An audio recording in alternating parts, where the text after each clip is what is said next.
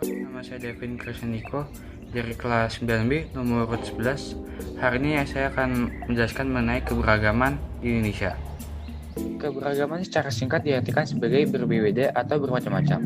Dalam konteks ini adalah beragam dalam bahasa, budaya, adat istiadat, agama, dan lain-lain.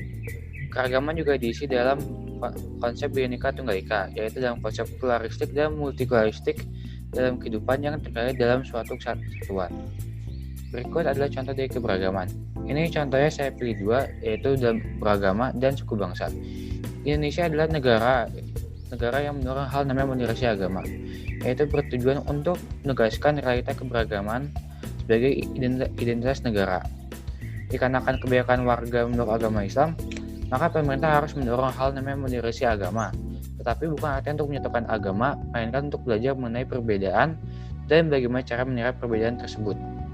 Dalam keragaman suku bangsa, Indonesia adalah negara majemuk yang terdiri berbagai macam suku, adat, dan lain-lain.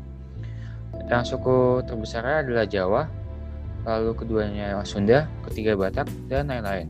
Hal tersebut diakibatkan karena yang pertama letak geografis, pengaruh budaya asing, dan kondisi alam. Berikut adalah masalah diakibatkan oleh keberagaman. Yang pertama adalah perubahan nilai budaya akibat globalisasi, tercemburuan sosial yang mengakibatkan pertentangan, penggunaan stereotip rasial kepada seseorang atau suatu golongan, dan penyebaran berita-berita yang hoax. Ini adalah contoh nyatanya. Yang pertama, anak-anak pokok karena budaya yang salah. Hal tersebut diakibatkan karena satu, kembangan teknologi, dan kedua globalisasi dalam komunikasi.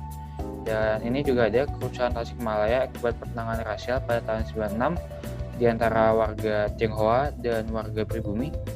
Ini juga ada penggunaan stereotip rasis terhadap warga Papua yang terjadi beberapa tahun yang lalu, dan penyebaran berita-berita hoax pada saat demo Omnibus Law melalui medsos. Penyebab dari masalahnya ada banyak. Salah satunya ada perbedaan antara individu, maksudnya adalah perbedaan di antara pola berpikir satu orang ke orang lain, perbedaan budaya, dan perbedaan kepentingan.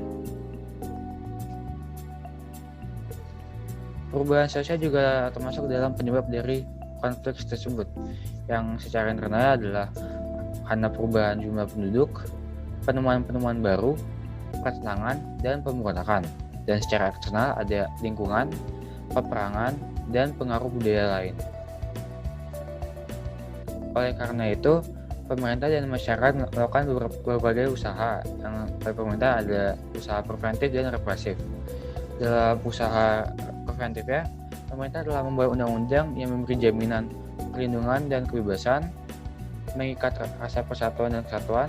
Ini contoh nyatanya adalah pada pasal 28A UUD 45 yang menyatakan bahwa setiap orang berhak untuk hidup serta untuk mempertahankan hidup dan kehidupannya. Dan secara usaha represif ada menangkap pihak-pihak yang melakukan aksi pecah belah, memberi hukuman kepada seseorang yang melakukan aksi pecah belah. Ini contohnya ada di bawah, yaitu aparat kepolisian menangkap para pendemo pada saat demo Omnibus Law. Upaya oleh masyarakat adalah satu, belajar menyikapi perbedaan dan keragaman, berlaku sopan dan ramah, menyelesaikan masalah secara musyawarah, dan yang terakhir adalah berkomunikasi. Keragaman merupakan suatu keunggulan dan anugerah bagi Indonesia. Melalui Bhinneka Tunggal Ika, Indonesia mengakui bahwa ia adalah bangsa majemuk, di mana keberagaman dengan berbagai suku, ras, agama, dan lain-lain. Implementasi ini dalam bentuk kehidupan masyarakat yang mengakui, menerima, dan menghormati segala bentuk perbedaan. Tapi dikarenakan munculnya konflik akibat keberagaman, itu agak kurang meluntur. Maka untuk mengatasi ini, pemerintah dan masyarakat melakukan hal-hal dan usaha-usaha preventif untuk membangun sikap toleran.